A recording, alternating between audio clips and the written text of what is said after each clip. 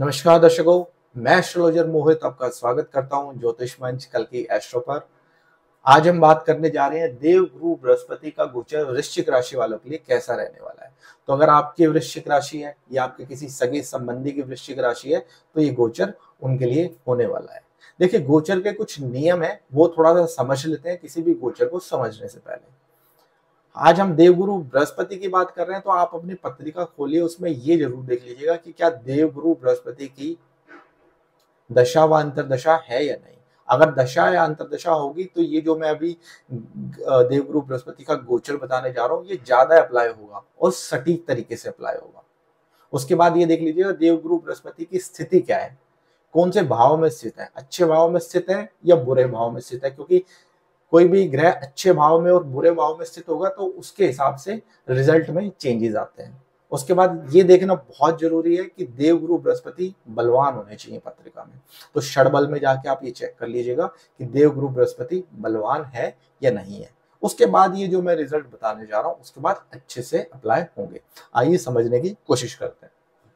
देखिए, आप अपनी पत्रिका खोलिए, उसमें आप ये देखिए कि चंद्रमा की प्लेसमेंट किधर है। अगर चंद्रमा की प्लेसमेंट 8 नंबर राशि में है तो इसका मतलब वो आपकी वृश्चिक राशि। अब वो कहीं भी हो सकती है, मैंने यहाँ लिखा है वो कहीं भी हो सकती है पत्रिका में, यहाँ यहाँ यहाँ, लेकिन चंद्रमा 8 नंबर के साइन में होने चाहिए। अगर वो 8 नंबर के साइन में, इसका मतलब आपकी राशि वृश्चिक राशि है। अब आपकी राशि से देवगुरु बृहस्पति अष्टम स्थान में गोचर कर रहे हैं। अब जो ये अष्टम स्थान है, ये छुपी हुई चीजों का स्थान है, गुप्त चीजों का स्थान है, अचानक से होने वाली घटनाओं का स्थान है। आइए समझते हैं। देखिए, देवगुरु बृहस्पति के जो कारक, जिस चीज के वो कारक है, यानी धन के, आपके लाभ के, यानी आपका फाइनेंस का पूरा डिपार्टमेंट देवगुरु बृहस्पति के पास है। वो नाश वाले भाव में जा रहे हैं, इसको दुख स्थान भी बोलते हैं, नाश स्थान भी बोलते हैं। तो कहीं ना कहीं आपकी जो भी सेविंग्स है, कहीं ना कहीं जो अभी आपने इन्वेस्टमेंट्स में पिछले साल गेन्स कमाए हैं, उसका कहीं ना कहीं नुकसान होने का योग बनता है। क्योंकि पिछले साल बृहस्पति देव यहाँ थे तो लाभ के ऊपर दृष्टि थी, आपके शरीर के ऊपर दृष्टि थी और आपके छोटे भाई बहन के ऊपर दृष्टि। तो यहाँ से आपको लाभ मिला है पिछले साल। तो अगर आप कहीं जॉब में थे तो आपको कहीं ना कहीं लाभ देखने को मिला होगा। कहीं ना कहीं अगर आपकी तबीयत खराब थी तो आपको कहीं ना कहीं स्वास्थ्य में सुधार देखने को मिला होगा, या फिर कहीं ना कहीं आपको आपके छोटे भाई बहन से सपोर्ट मिला होगा देखने को, या कहीं ना कहीं आपकी छोटी मोटी यात्राएं, आपका घूमना फिरना लगा रहा होगा जिससे कि आपने अच्छा सुख कमाया है। लेकिन अब देवगुरु बृहस्पति अष्टम में आ गए हैं, तो जो आपने एंजॉयमेंट की है, आपने सुख लिया है, अब उसमें कमी होने वाली है अगले 1 साल के लिए।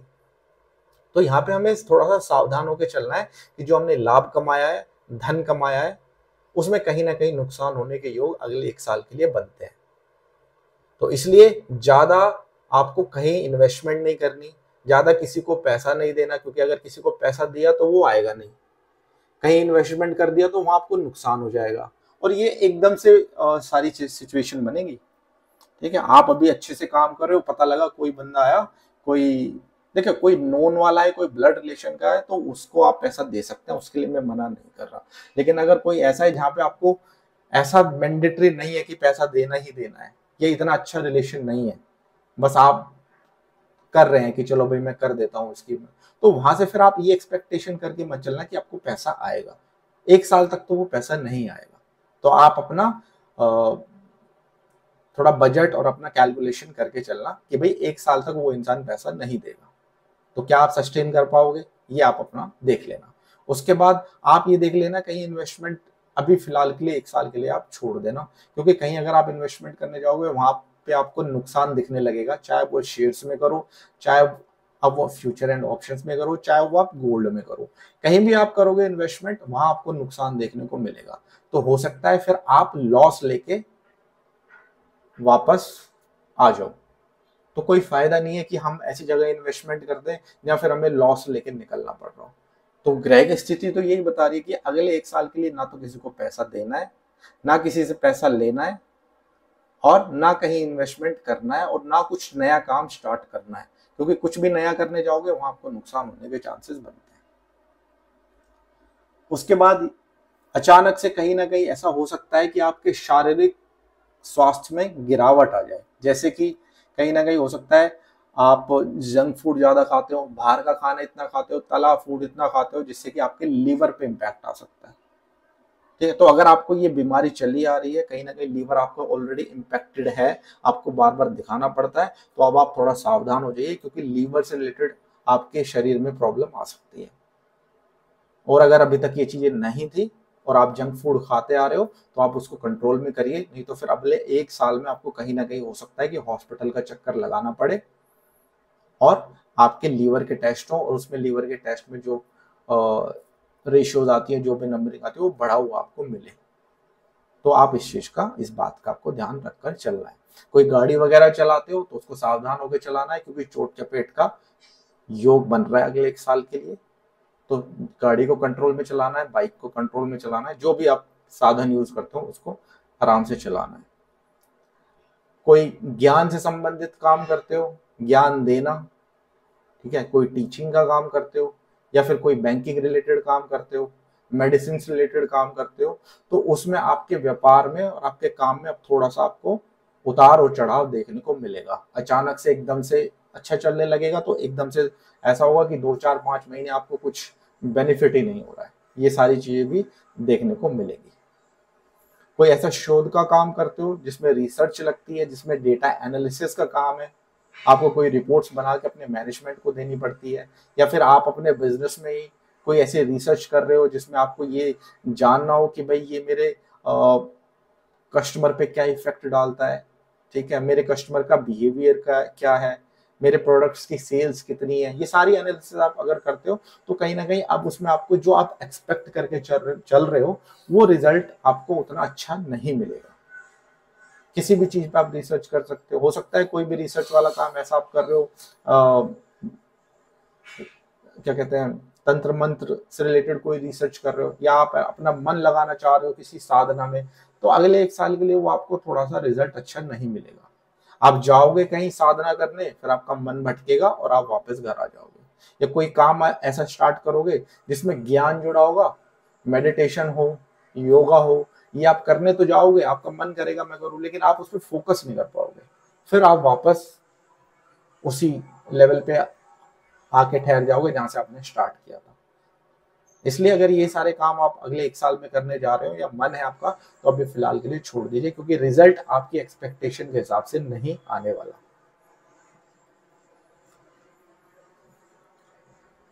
घर में कोई बड़ा बुजुर्ग है जिसकी तबीयत खराब चलती आ रही है, तो कहीं ना कहीं अब उनकी सेहत की हानि हो सकती है, उनके शरीर की हानि हो सकती है, उनको मुक्ति प्राप्त हो सकती है, ये भी देखने को मिल सकता है।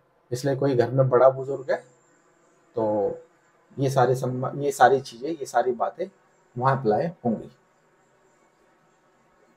देखिए, ससुराल, अगर आपकी शादी हो चुकी है तो ससुराल वाले लोगों के साथ कहीं ना कहीं आपका कहीं ना कहीं विवाद हो सकता है, वो धन से संबंधित हो सकता है, जिससे कि आपके रिश्ते भी खराब हो सकते हैं ससुराल वालों के साथ, ये भी देखने को मिल सकता है। अब देखिए, यहाँ गुरु बैठ के 1 2 3 4 और 5, पांचवी जो दृष्टि है गुरुदेव की, यहां से अगर हम गिनेंगे तो 1 2 3 4 5 आपके व्यय स्थान पे, आपके एक्सपेंडिचर, आपके लॉसेज वाले स्थान पर है।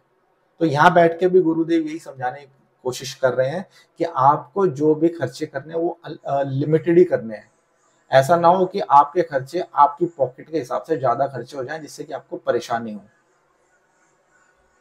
यहाँ बैठ के गुरुदेव ये बोल रहे हैं कि कहीं ना कहीं आपको हॉस्पिटल के चक्कर लगाने पड़ सकते हैं, चाहे वो आपके स्वास्थ्य संबंधी हो या फिर घर में कोई बड़ा बुजुर्ग हो, उसके स्वास्थ्य के संबंधित कोई चक्कर लगाने पड़ सकते हैं।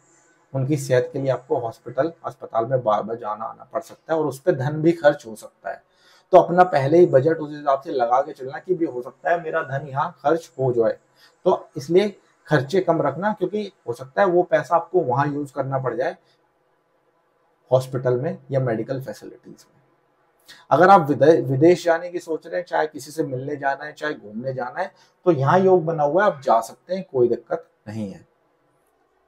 बहुत टाइम से कोशिश कर रहे थे जाना है, वीजा नहीं लग रहा था, अब लग जाएगा, अब जा सकते हैं, कोई दिक्कत नहीं। यहाँ से बृहस्पति 6ठी और 7वीं दृष्टि यहाँ डालेंगे आपके धन स्थान पर। ये देवगुरु बृहस्पति का खुद का स्थान है। तो अब जो मैंने बताया कि धन का नुकसान होने का योग बनता है, अब उसमें थोड़ी सी आप कमी कर दीजिए, क्योंकि देव स्थान बृहस्पति का खुद का स्थान है।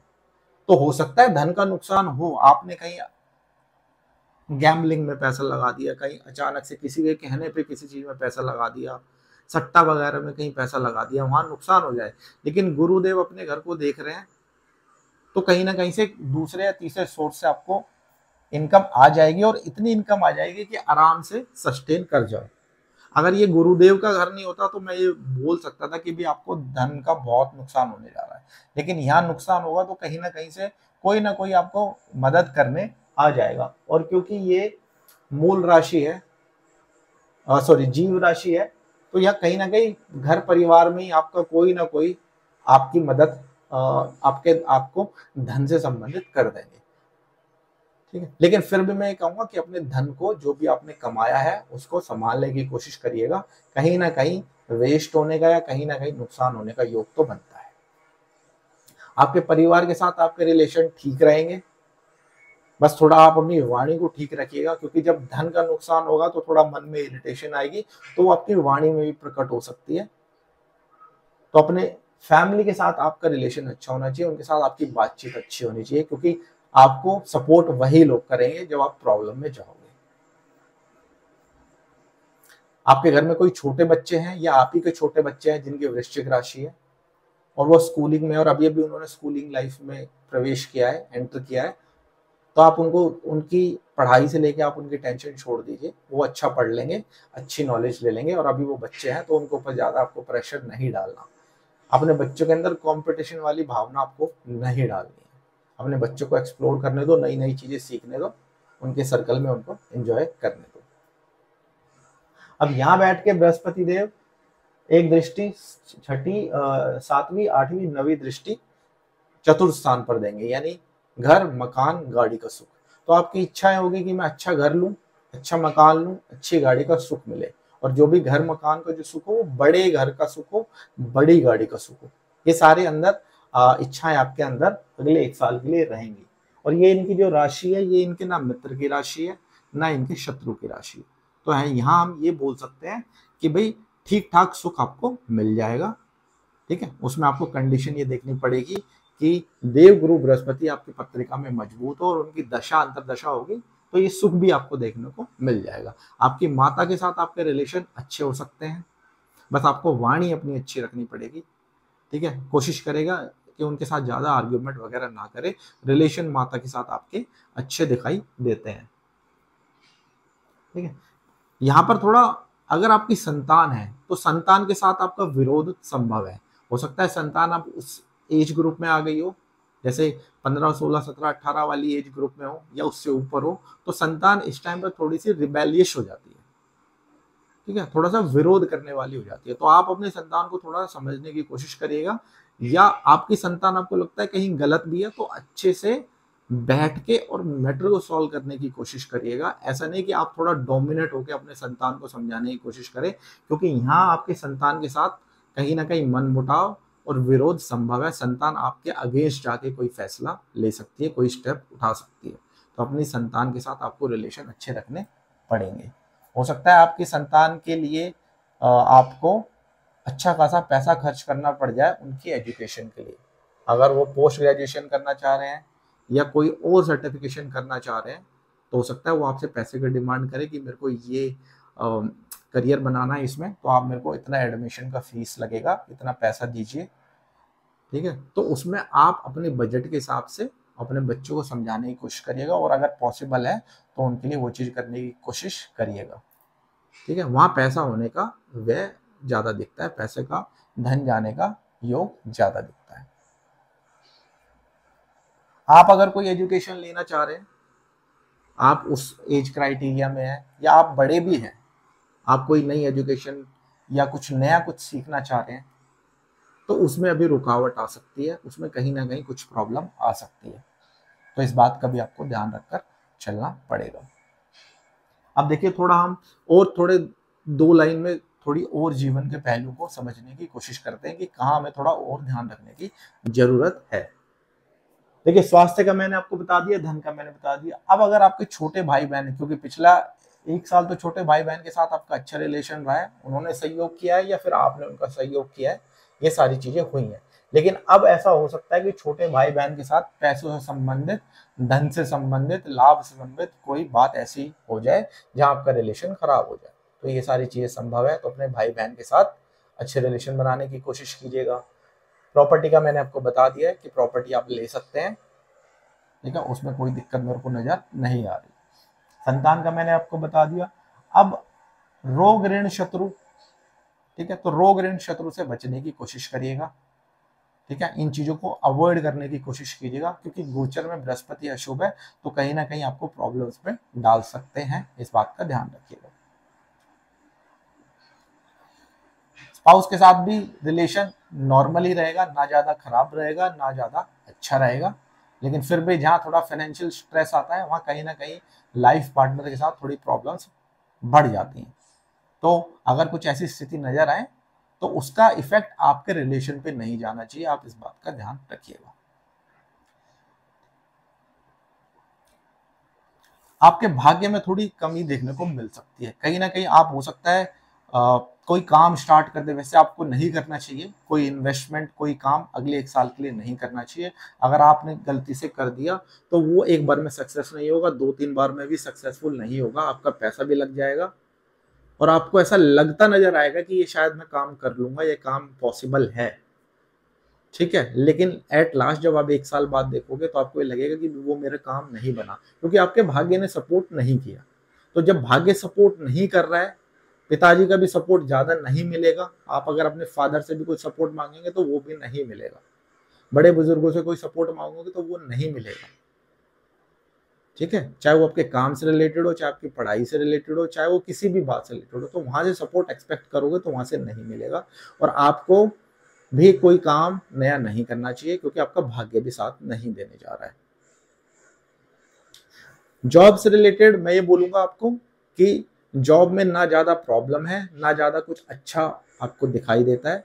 हो सकता है आपको पिछले साल अच्छा इंक्रीमेंट मिल गया हो, तो आप सोच रहे हो कि मेरे को अच्छा इंक्रीमेंट इस साल भी मिल जाए, तो अगर आप ये सोच के चल रहे हो तो शायद कहीं आपको निराशा देखने को मिल सकती है। आप कितना ही अच्छा काम करोगे, कहीं ना कहीं आपको जॉब में वो इंक्रीमेंट और वो एक्सपेक्टेशन देखने को नहीं मिलेगी जो आपको शायद पिछले साल हुआ हो, या आप जो अभी एक्सपेक्ट करके चल रहे हो, क्योंकि आपको ऐसा लग सकता है कि मैंने हर चीज ट्राई करी, मैंने अपना पूरा 100% अपनी जॉब पे दिया या फिर अपने बिजनेस में दिया, लेकिन फिर भी क्योंकि देवगुरु बृहस्पति का गोचर अशुभ है, तो अगले एक साल के लिए आपको थोड़ा सा मॉनेटरी वाइज जो गेन्स है वो कम देखने को मिल सकते हैं, चाहे वो आपकी जॉब हो चाहे वो बिजनेस हो। इस बात को आप समझ के चलिएगा। तो अगर आप सोच रहे हो कि आपका बॉस आपको सपोर्ट करेगा या बॉस आपके रिकमेंडेशन करेगा अच्छी पोजीशन के लिए, अच्छे इंक्रीमेंट के लिए, तो वो देखने के चांसेस कम है। लाभ आपको कहीं अभी इन्वेस्टमेंट आपको कहीं अभी करना नहीं है, मैं आपको मना करूंगा कहीं भी इन्वेस्टमेंट मत करिए अगले एक साल के लिए। एक साल बाद आपको अच्छा मौका मिलेगा, क्योंकि देवगुरु बृहस्पति जब अष्टम से नवम गोचर में आ जाएंगे, तब आप एक साल के लिए अपना पूरा एक्यूमुलेशन करके रखिए, जो भी पैसा आ रहा है उसको सेव करिए, ठीक है, कहीं से इन्वेस्टमेंट आई थी, गेन्स आ गया तो उसको आप संभाल के रखिए, कहीं नई जगह मत लगाइए, नहीं नुकसान हो जाएगा। तो एक साल के लिए संभाल के रखिए पैसा, कहीं से अगर बल्क में भी कोई पैसा आ गया तो उसको संभाल के रखिए, ठीक है। एक साल बाद योग आएगा जब हम दोबारा चर्चा करेंगे गोचर पे, ठीक है। अभी फिलहाल के लिए कहीं इन्वेस्टमेंट मत करिएगा, और स्पेशली गोल्ड में तो बिल्कुल मत करिएगा, नहीं तो नुकसान हो जाएगा। आपको लगेगा गोल्ड भाग रहा है मैं भी इन्वेस्टमेंट कर देता हूँ, ठीक है, वो फोमो में कहते हैं ना, फियर ऑफ मिसिंग आउट में, और जैसे आप इन्वेस्टमेंट करोगे आपको नुकसान हो जाएगा, गोल्ड के प्राइसेस भी गिर सकते हैं, सारी चीजें हो सकती हैं। तो आपको इस बात का ध्यान रखकर चलना है। आशा करता हूं ये सारी बातें जो मैंने बताई है वृश्चिक राशि वालों को समझ आई होगी, जो लाभ और जो मैंने सावधानियां बताई है उसका आप ध्यान रखेंगे। मिलता हूं जल्दी से नेक्स्ट वीडियो में, तब तक के लिए बहुत बहुत नमस्कार, राम राम।